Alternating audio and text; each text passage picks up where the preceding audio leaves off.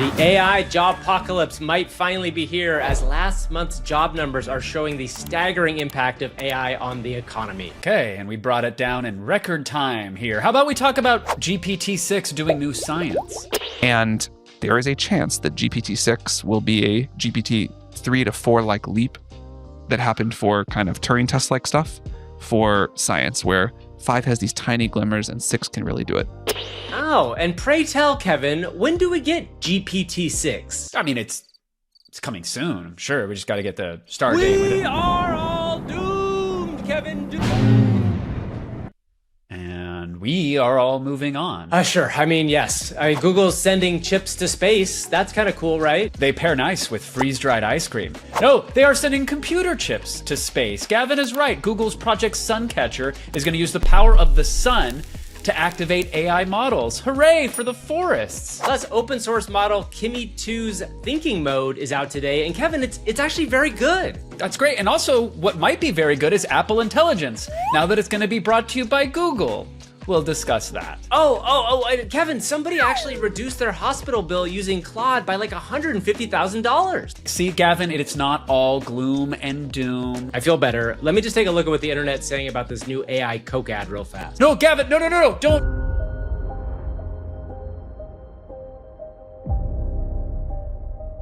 This is AI for Humans, Boom Edition.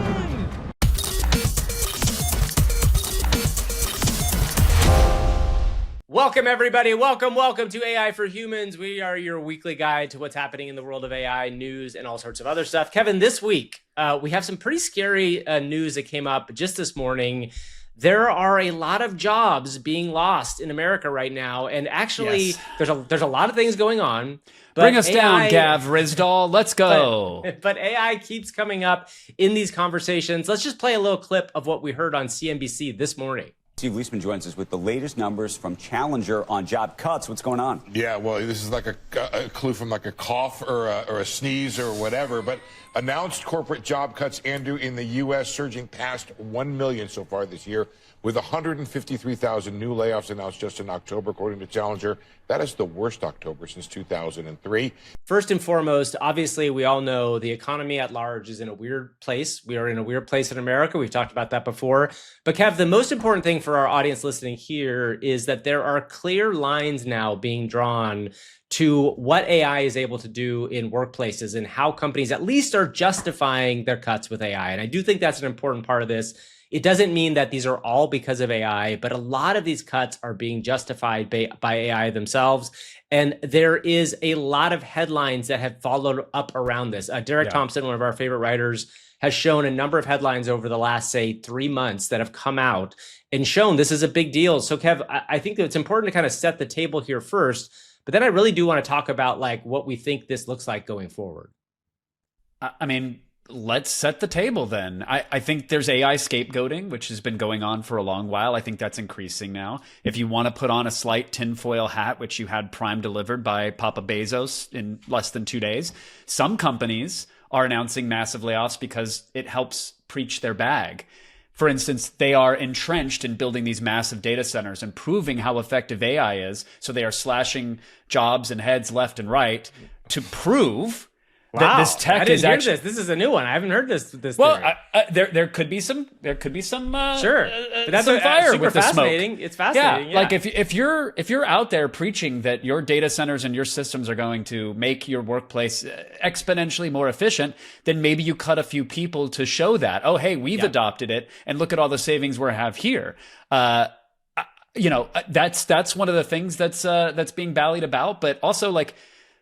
The economy was well bad before we were talking about TPUs and inference and mixture of experts. I'm not saying that is necessarily helping things, but we were headed this direction. Well, and this is the important thing for everybody, both in our audience and at large, to kind of understand is that, like, you know, there are always fluctuations in jobs up and down, and obviously different governments have different things that happen when they do that.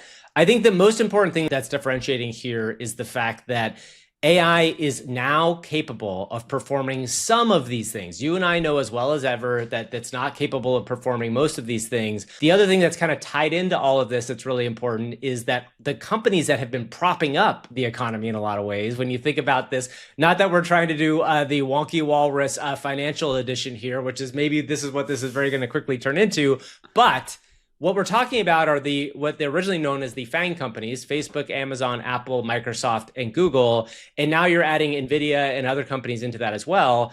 Those are some of the only companies that have been doing well over the last, say, 6 months because of this AI kind of boom. And I think the big conversation that's going to happen over the next, like, say, 6 months to a year is, will those companies continue to do well? I think they probably will, because I think you're going to see AI keep growing in space.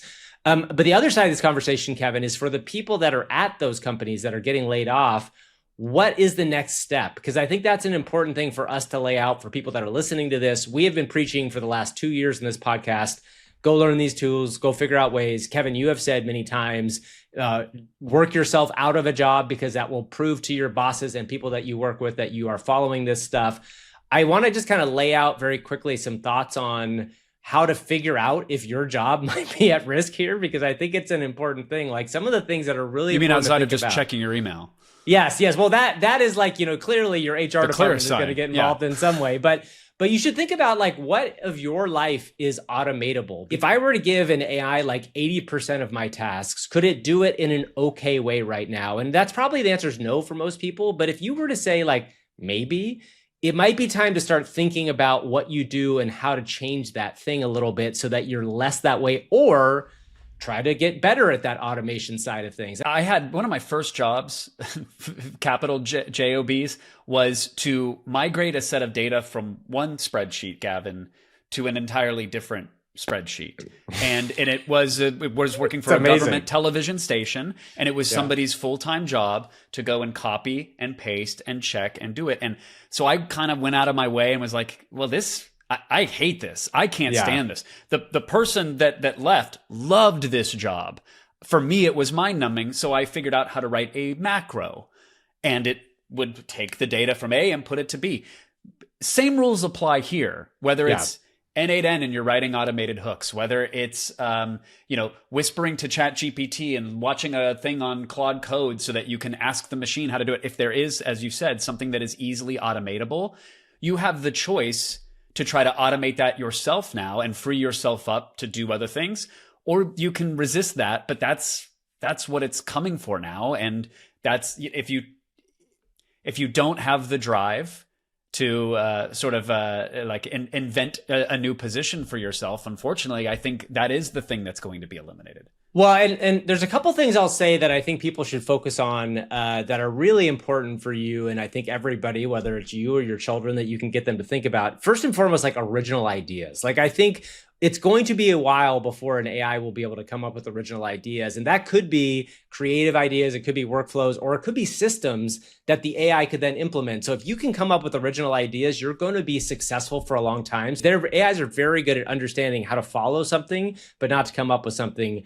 The other thing I think that's really an important thing to think about right now is like, what is the risk of using these things? Like, are you somebody that understands very clearly cultural risks or workplace risk, meaning that you understand very well, like what it means to like try to implement something and what the human cost of that might be? That's something that's really deep and important, I think, to people right now. And that's only going to grow. So if you can think of those two areas as places to think about how in your position can you kind of like level up that feels like a real pathway to like not only like making your job secure, but also like the opportunity of new jobs coming up. And then, finally, obviously there's going to be new jobs that arise from this. I think you and I both agree, not as many as there were prior probably, but finding the new edges of where these things are happening. Like I do think people who understand how to implement APIs, who understand things like MCP, even though it's a very technical thing, like if you know how to do that sort of thing, it really makes a big difference. I mean, even in the work that you're doing right now, Kev, I think you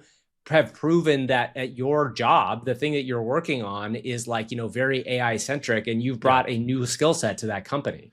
Yeah, a skill set that I arguably don't have today, but most certainly did not have a year and change ago. Yeah, certainly not when we started this podcast. So there's never been we've said there's never been a better time to be an idea person, right? Because now there's a bunch of tools that can help you whisper them into existence, as well as professionals with domain expertise, whether it's graphics or websites and coding or whatever. No, but you can get 75, 80% of an idea out there. And my buddy, it was doing his side hustle thing. He was very concerned that his main hustle, his job, was going to be automated away and eliminated.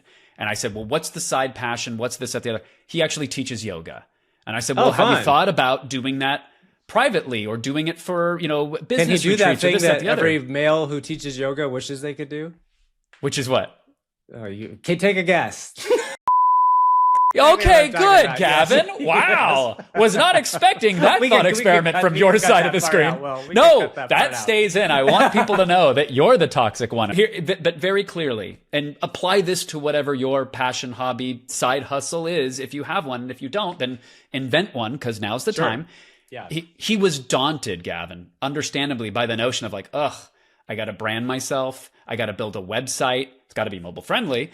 I've got to make TikTok content and Instagram posts and handle inbounds. And I said, yes, here's a tool for this. Here's a tool for that. Here's a blah, blah, blah. I showed him Sora. He made a cameo of himself. He started generating like fake commercials for his yoga practice that he thought were kind of funny. And are any of them as good as they would be if he had the resources to hire the all singing, all dancing agencies to do all that? No, but he is going to get 80% of the way there, which, by the way, is enough to get ranked and get visible and start getting inbounds and start getting clients. And so he went from being, again, daunted by the notion of something new or taking on something else to almost liberated by accepting these tools and going after them. So well, and I think the second story that kind of pairs with this nicely is the idea of Sam Altman went on Tyler Cohen's podcast, which I really do suggest everybody listen to, because it's one of those, it's a pretty friendly Sam interview. There was an interview with Sam that was a little less friendly, came out last week, but Sam started talking about GPT-6, which we always were wondering when this was going to start becoming a narrative, and it's here. But Kev, I think we should play a little bit of this, because one of the things to be aware of is, I think a lot of people out in the world, in our world, think, well, these aren't going to get that much better. There's not that much more things that are going to improve. He started talking a little bit about new science, which I think is an interesting thing, so everybody can feel a little bit better about where these are going. I'm so tired of the old science. Let's hear what this new science, this science zero is. If GPT-3 was like the first moment where you saw like a glimmer of something that felt like the spiritual Turing test getting passed, GPT-5 is the first moment where you see a glimmer of AI doing new science. It's like very tiny things, but here and there someone's posting like, oh, it figured this thing out, or oh, it came up with this new idea, or oh, it was like a useful collaborator on this paper.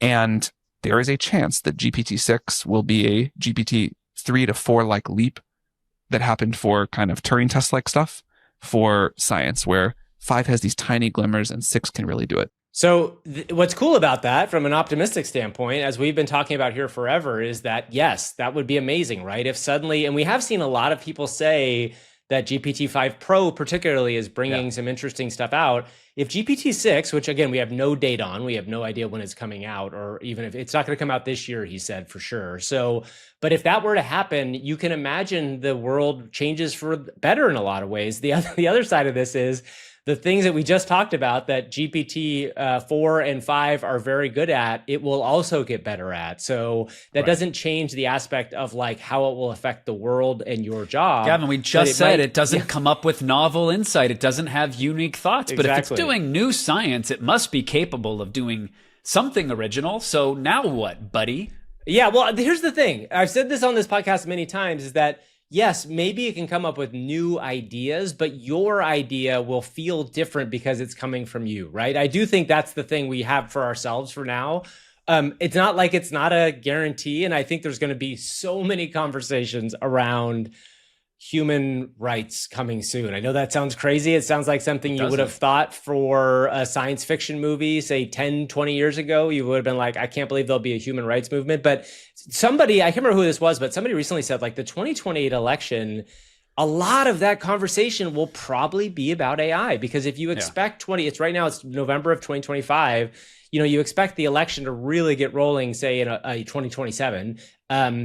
A lot of that is going to be AI conversation, because assuming that at that point we get 2 more iterations on these models, that is a big deal. But there's a lot of big things happening right now in the AI space. And we have always said with the show, we would grow up as it grew up a little bit. And this is a big week, right? Like there's a lot of things people are talking about, because all of this AI growth story, which is building data centers, all of that is tied into what we talked about in the beginning about how the reason why those AI companies are doing well is because they're spending money on this stuff, and that's keeping going. But yes, Sarah Fryer, the CFO of OpenAI, was on an interview.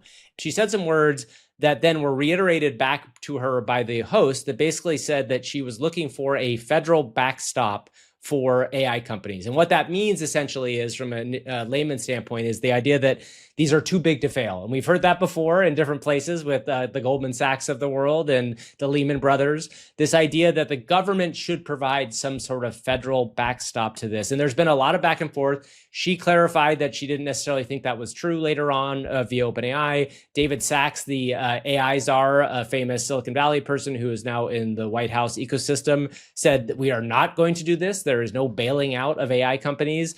But Kevin, this just goes to show you the vast amount of money that these companies, especially OpenAI right now, is spending on infrastructure. And I think that is this kind of like game we're playing right now between how much money can we spend? How much money are we going to get out of that money we spend? Meaning, like, what is the value tradition coming out of that?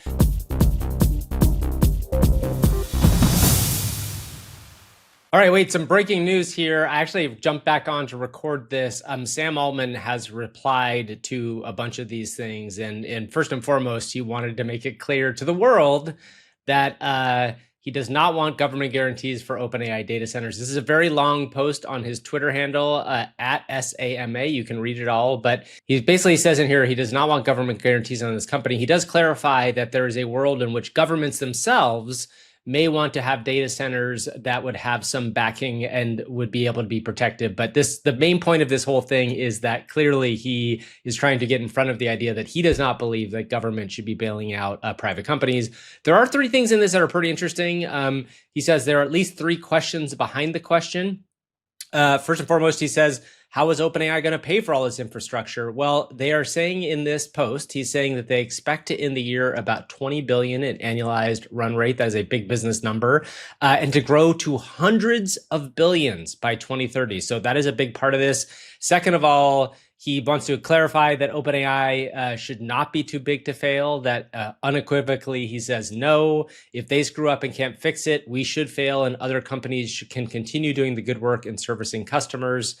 And that also clarifies some of the comments that were made by Sarah Fryer, the CFO. And then finally, why do you need to spend so much now on infrastructure? And Sam particularly says is that they believe that based on the trends that they are seeing, that AI use is going to scale up, and that right now they are unable to serve the needs of everybody, plus models conceivably that they cannot serve. So they think they have to scale quicker to make it worth their while. So there's a big, long, I think 1,500 word post from Sam that you can go read right now that updates all this. All right, back to the show. The one thing I'll give everybody kind of a good balance, a good place to kind of jump off of is that a lot of people compare this to like the internet bubble. One of the biggest things about the internet bubble was that it was a lot of public companies that came out, went into IPO and had these huge valuations that made no sense, right? And in this instance, it's mostly private money. It's mostly, honestly, Google and Meta have a ton of money that they make on their own. There's a lot of semi-shady things that are happening there, but in general, this is a private markets scenario. But when we go back to that thing we said before about the fact that AI is propping up the general economy right now, it's not a great place to be. Let's just put it that way. No, especially when you see the charts of like the snake eating its own tail, where you've got OpenAI getting X billions of dollars from Nvidia, then going right back to Nvidia and saying, okay, well, we'll get some servers and some chips from you. Then Nvidia goes and does a deal with Meta, who then goes back around and goes to Microsoft. And it's just like those 10 or so companies all feeding each other these multi-billion-dollar checks to sort of raise their valuation.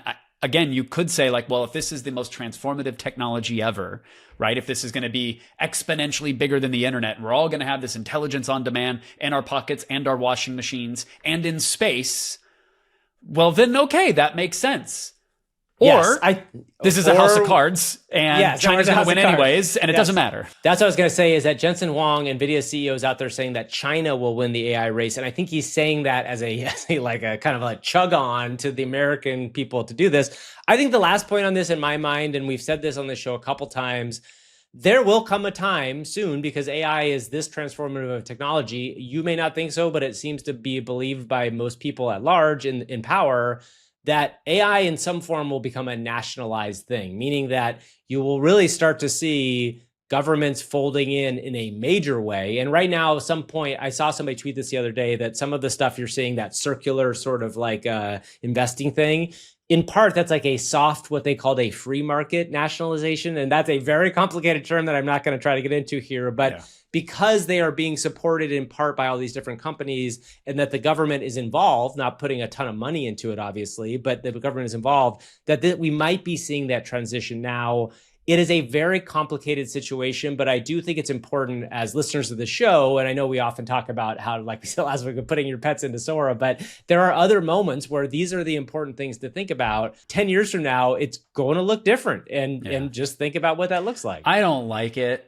And I feel like we have lost the sauce, because I remember, I'm wispy. I got a nostalgia tingling for when we used to just give AIs Monster Milk and they would get drunk, or we would personify a set of bleachers to be a gravelly different voiced. world back then. It was a different world. Boy, howdy, it was a different world. And it's not that we didn't see this coming, but now that it's here, at least we're going to do it in space. At least we're going to just, part. Let's talk about Sundar Pichai's project Suncatcher, and don't be left out, Cloud, Nvidia's effort to take AI into the cosmos to reduce power consumption, to harvest the sun, and maybe save our planet in the meantime. This is a palate cleanser a little bit. It is a moonshot. As you know, Google has done a lot of these moonshots over the course of it. Waymo was a moonshot, right, originally, and look at where we are right now. We have Waymos that are driving around, and yes, Kevin, they might be taking everybody's jobs, but they sure are fun to drive in, and they're much safer, right? So there are upsides to this thing.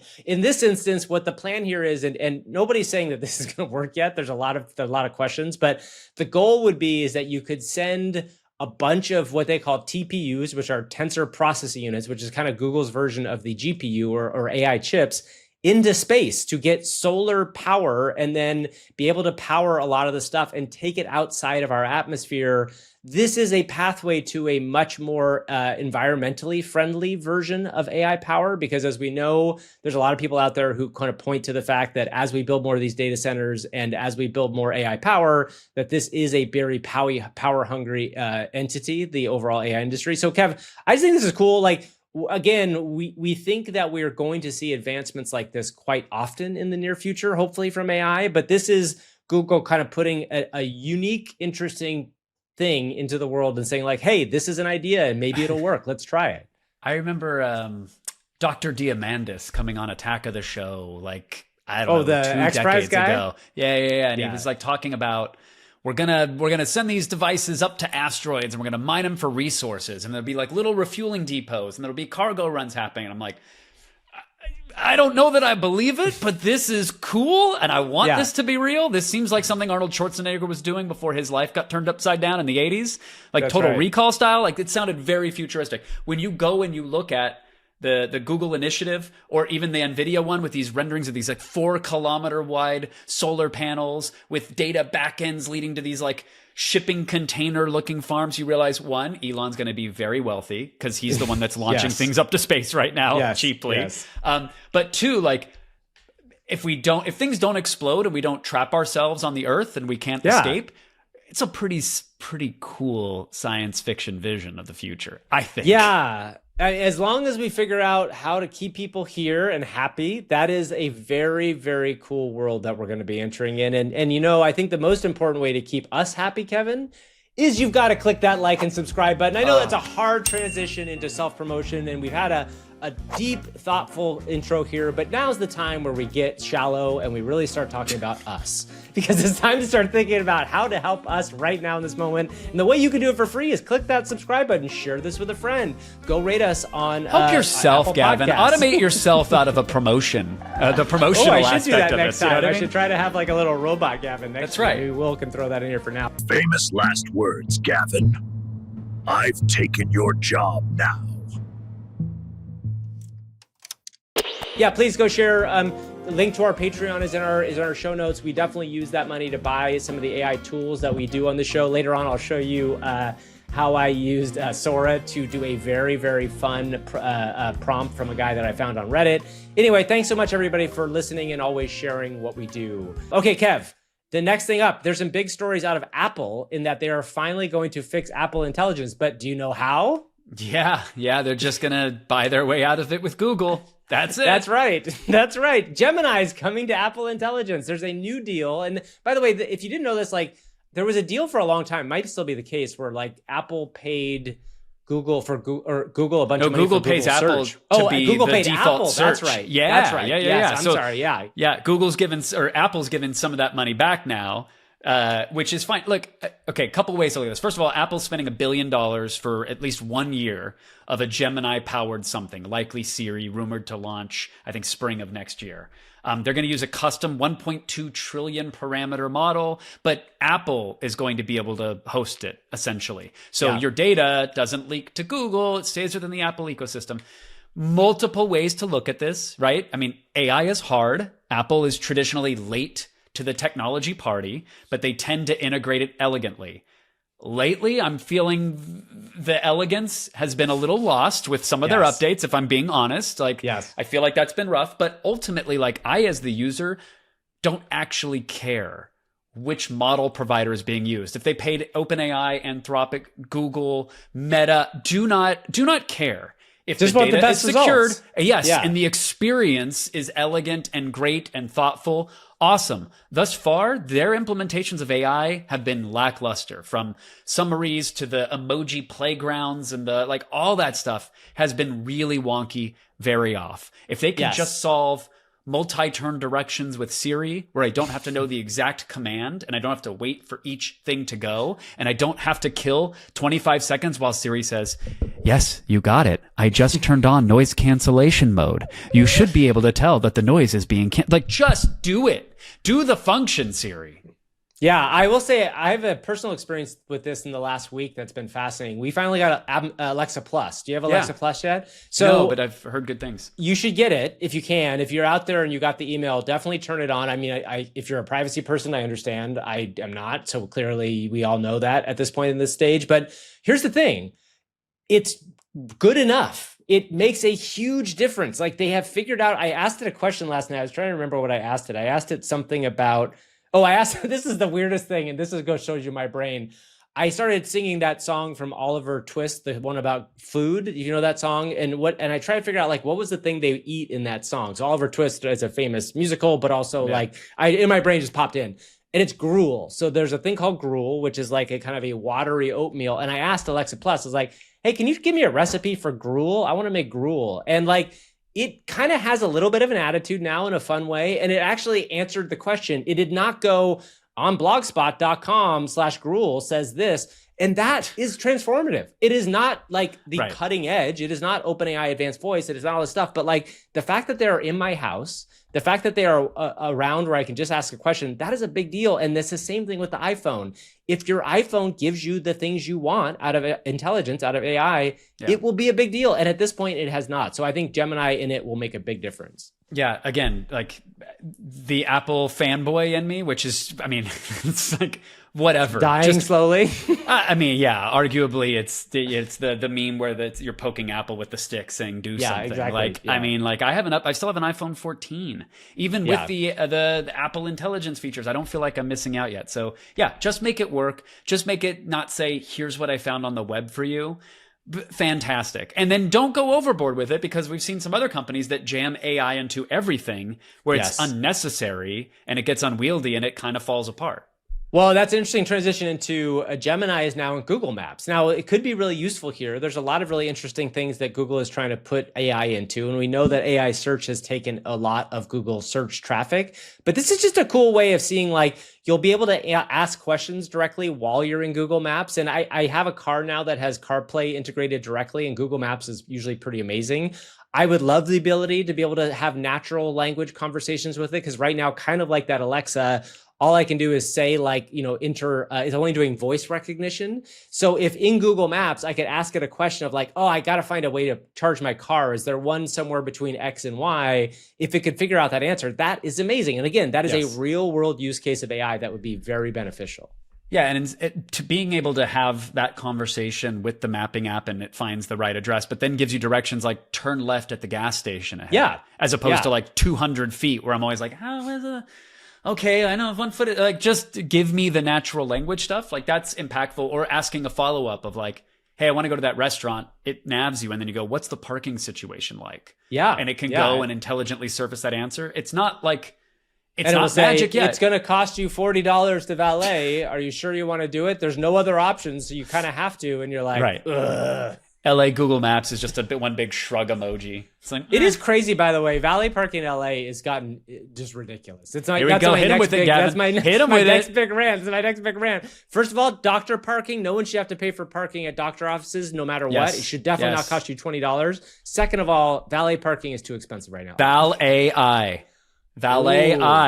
We're going to disrupt I don't want valet. I'm not cutting any AI. more jobs. I'm not responsible for cutting any more jobs. Kimi K2 is the open source model out of China. They have released their thinking model. And Kev, they have gotten a better score on humanity's last exam than any of the other premier models from OpenAI or Anthropic. This is a big deal. It's kind of a DeepSeek-ish moment, but it's not going to be as big a deal. But like, this just goes to show you that the Chinese open source, and again, going back to what Jensen set up above, Chinese open source models are doing very, very well right now. And Kimi K2 has always been one of those interesting ones where people actually think it's pretty good for creative writing as well. So it's an interesting thing to play around with. But what it just shows you is the open source movement is not slowing down. So when you talk about this idea that like things are progressing or not progressing as much, you can look at this story particularly and say like, it's great. You can go try it right now. It's available. Like you can go pop into it.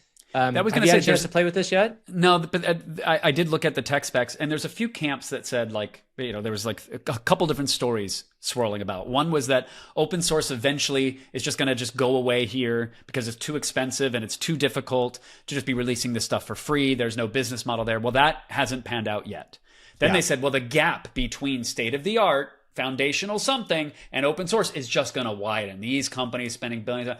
That hasn't panned out yet, right? And if anything, that gap is narrowing and the timeline is decreasing. And like you had actually replied to the Kimi K2 thing saying you want to see how it pairs up with writing, which I agree. Yeah. Like a lot of the tests are more math or coding based, sometimes logic based. But the fact that this thing can do 200 to 300 sequential tool calls at once, like where these models get really powerful is not necessarily in its base knowledge that it was trained on. Yeah. Right? Yeah. It's in its ability to go out and use tools like web search, basic web search, connect to MCP servers, discover things, and do them at the same time to get back a result for an AGI future, an agentic future where something can go out and be as capable as a human. We can use all these different sites, all these different tools. That is a massive difference maker.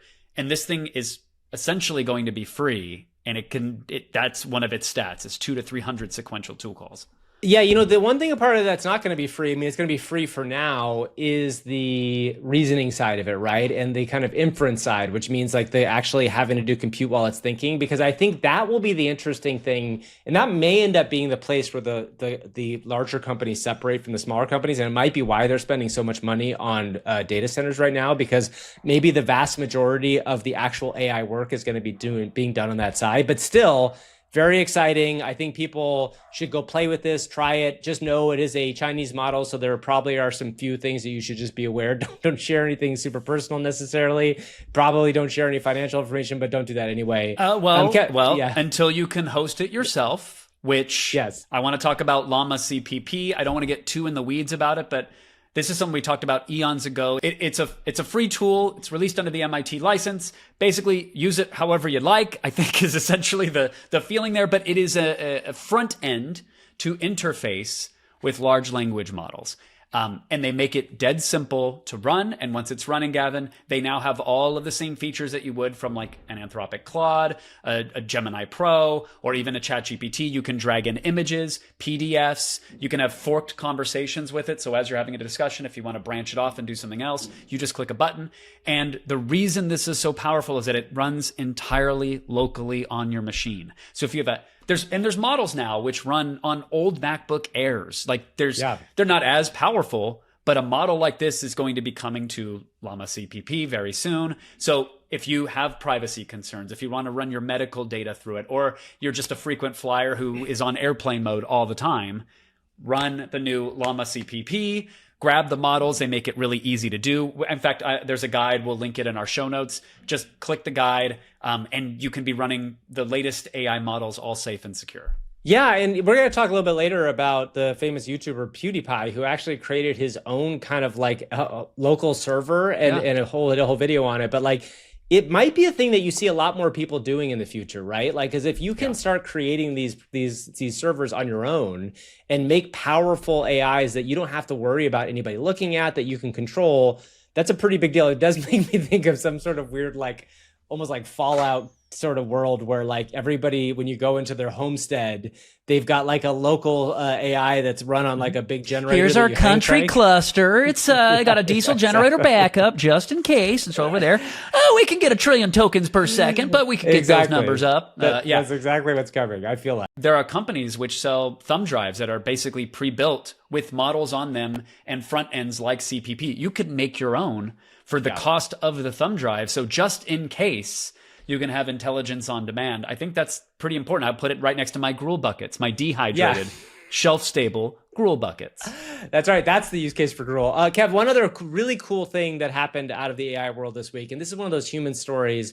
There's a story about a family who, unfortunately, somebody passed away, but they got a bill for $190,000 for a hospital. And that was just like, the American medical system is definitely in a funky place where this sort of stuff kind of falls out. And people are like, how are we going to do this? It's going to bankrupt the family. Well, they used Claude from Anthropic, and they got the bill down to $33,000 from $190,000, mostly because of duplicate charges and all sorts of other stuff. And what this is pointing towards, we hope, is a much more clear listing of what these costs are. But also, it's just a good example of using AI for your benefit and also showing how these systems have gotten so insanely shadowy and sort of cloudy that you need something to cut through some of this crap. So this was just a cool story that I thought that is worth highlighting, a positive use case of AI, and anybody, again, can go do this on their own. I had a friend that recently reached out to me, was like going through escrow and was like, hey, just run the docs through an AI, ask all the questions you want to ask. He saved so much money by like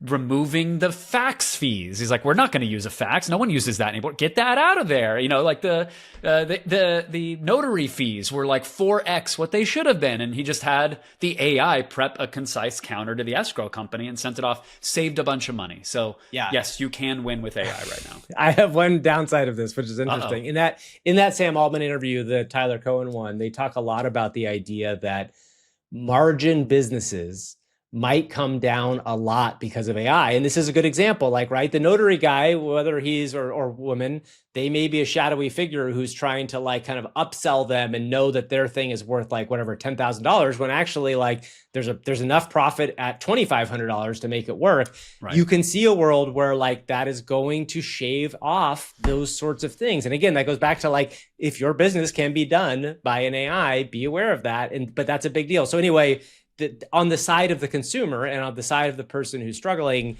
there's real value in using these tools to make sure you look at them. And what about the side of the multinational sugar water sales company or the commercial creative agency?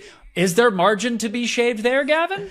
There is a margin to be shaved there. This is a story that we actually talked about last year around this time. If you remember last year, Secret Level, Jason Zada, who I actually know, his company created the first kind of Coke commercial that was all AI generated. There's a new one this year, and Coke has again come out and said, AI generated holiday commercial and swapped out humans for animals this time. But if you watch this commercial, and we'll show it on the video here, we'll also link it in our show notes, it looks pretty good, right? It is another kind of like stylized holiday commercial, but this was made by an AI agency, right? So Secret Level is an agency that is AI first. And I can tell you, Kevin, people were not less big mad this year than they were last year. In fact, in some ways, I think they were more big mad, but I do think we said this on this show many months ago, maybe even in the first 3 months of doing this show, that advertisements would probably be the first area to start getting hammered, because you and I both know we've worked at least adjacently to the ad business.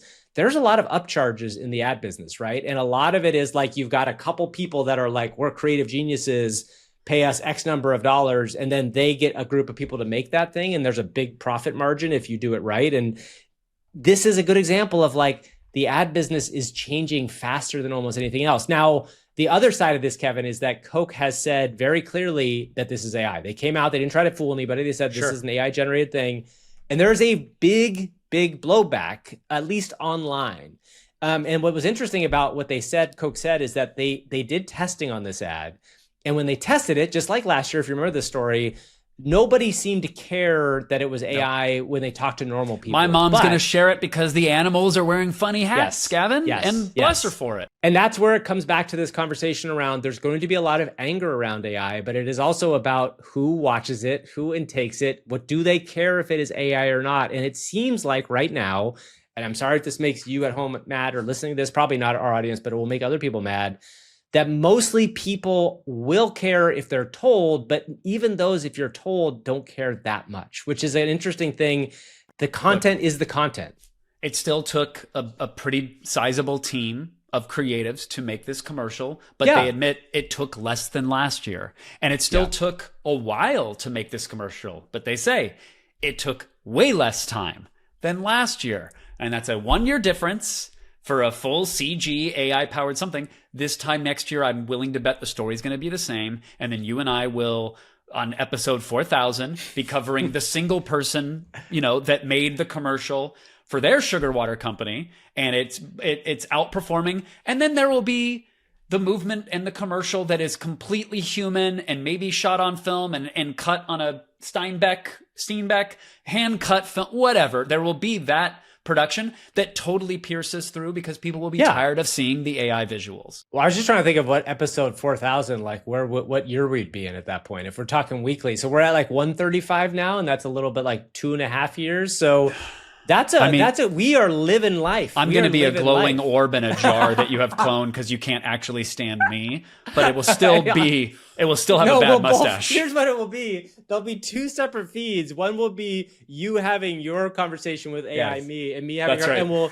and we'll be interspacing each other and fighting to see who gets more views and listens. That's cute that we think you and I are going to be around / relevant in any period of time. I think we're all going to be around. This is my big, weird, crazy theory, is that in 20 years, well, I think you and I will make it. Yeah.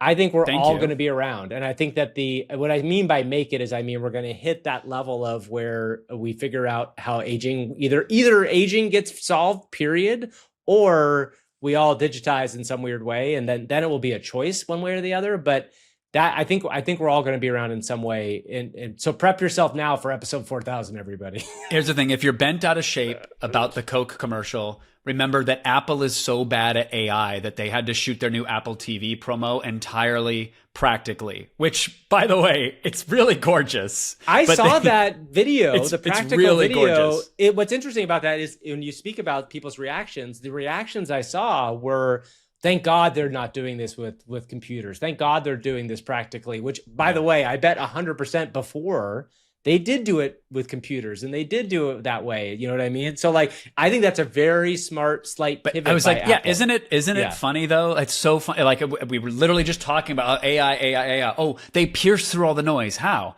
Because they hired professionals and did it practically. Oh, that's still a viable option.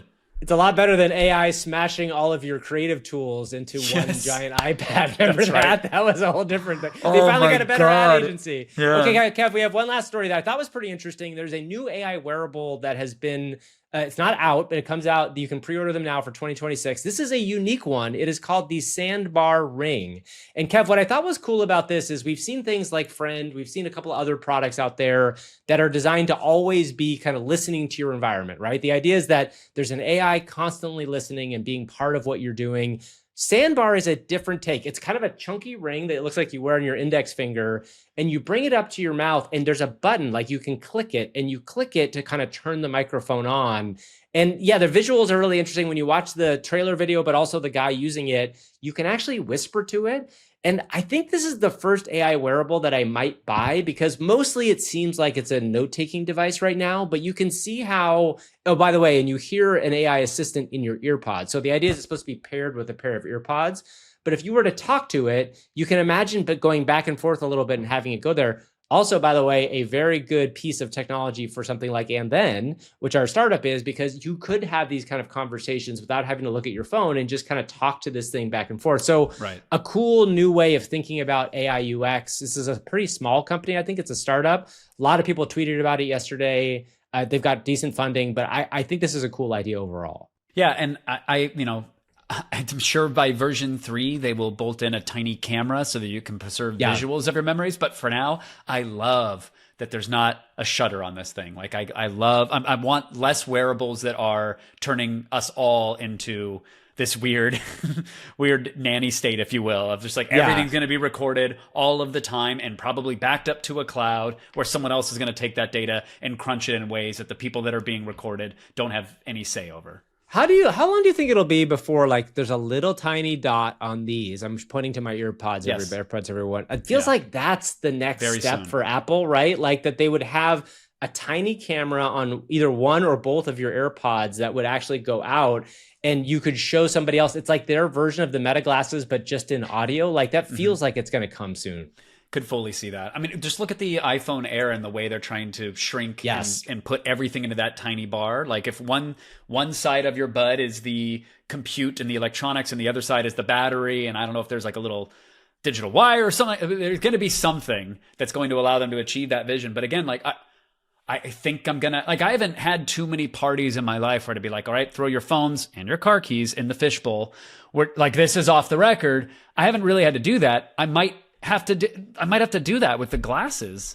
Yeah, I think so. I mean, I'll at some point, like, it's going to be interesting. Glasses are going to be a change for people. And I think, again, generationally, people might just get used to them, but there's going to be a transition for sure. All right, everybody, it's time to take a look at what you did with AI this week. It's AI. See what you did there. Sometimes you're scrolling without a care. Then suddenly you stop and shout.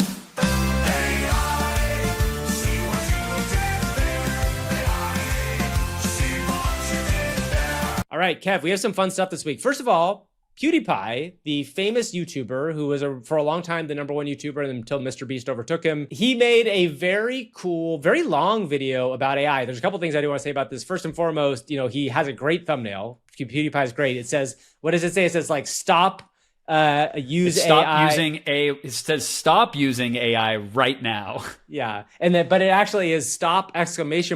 Using AI right now, because what he's doing is he is setting up a full local AI model and a cluster on a bunch of graphics cards he got. And what's just cool watching this video, I suggest everybody goes to see this. He just is excited about what AI can do, right? And I will say very clearly, he goes in this video to talk about how much he hates generative AI video and audio, which was interesting. He's not a big fan of video and pictures and the slop, AI slop. He talks about that. But what was cool is seeing him set up a full local llama-based AI model for himself, and he did the UX and the UI of it all, and it's just a cool thing. It's a cool project to watch somebody get excited about, especially at the size of his audience. Yeah, I mean, people were very surprised to see this come out of him. I saw it and clicked immediately and kind of watched it down. I was like, oh yeah, that's cool. All right. I like that he's trying to like extract every ounce of his $20,000 rig and his GPUs. Yeah. And I saw some salty people in the comments basically saying like, oh, of course you can do this. You've got the money to spend on this rig. But I think that's missing the forest for the trees yet again. You can build a version of what he built for a couple $100, and Yeah. or even less than $100 if you want to use like a Raspberry Pi, and you're going to get much slower performance with much less capable models, but you can still go through the steps of building your own. And we just talked about the Doomsday Bunker AI approach. Well, this is like a really high-end premium version of that. But the being against the generative AI portion of that, like, again, totally understand it. But I also like,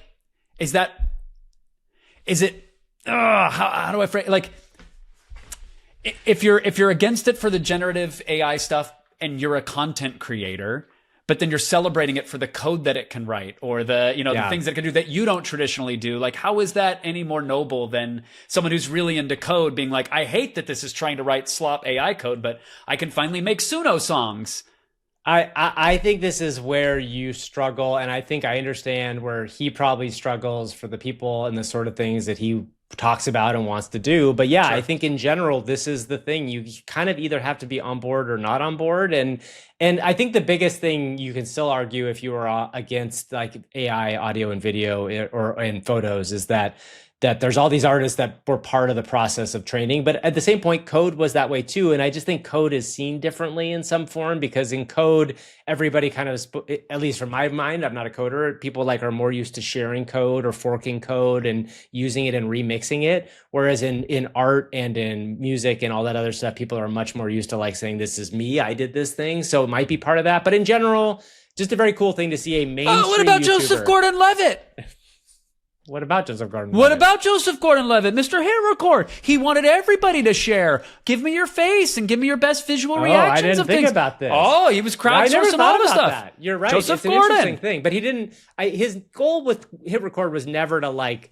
You can remix something, but it was Sam never Altman in disguise. He wanted he was just getting training data for free. He was building his own B-roll library. I do not know. agree. Just so you know, Joseph Gordon-Levitt is very anti-AI in the world. He's come out hardcore. Yeah. That's very funny. I've never thought about that. Joseph Gordon, you know what? I'm sorry I left you unread. I will get back to you. Let's bring him on the show, Gavin. Yeah, bring him on the show. Actually, he reached out to me ages ago. But he would be a great guest. To have on the show. He would absolutely hate some of our takes. Yes, he definitely would. So, hey, this is a really fun tweet from Kylan O'Connor, who built a Python script using one of FOFR, of our favorite X users models on Replicate, to map out a grid of images of his face looking in every direction. So he had a picture of himself, and then he got a picture of himself looking up, looking up, looking up, looking up. And he built a website that you can use your mouse and make him look at the mouse. And this is just a fun, small thing. This video, this tweet went pretty viral, and now he's going to drop the code on GitHub so people can do it themselves. Amazing. Yeah, because coders view art differently, Gavin. All right? They share definitely do. The they source. Definitely do. I've seen this replicated by a lot of people, but super fun. Yes. Yeah, finally, a very fun video that I saw on Reddit. This is a new version of the Mortal Kombat finishing movements. This is a guy whose name is Exitum_Maximus, and he created a series of Christmas fatality finishers, which are very good. But even more importantly, Kevin, he, unlike some people out there, shared his full prompt. So if you go to this Reddit post, which is, you can see it and you go down below, I took his prompt and I used it in Sora, and I did a Thanksgiving one. So maybe you can play that for everybody right now, and we can just kind of listen to it and watch it. Finish him!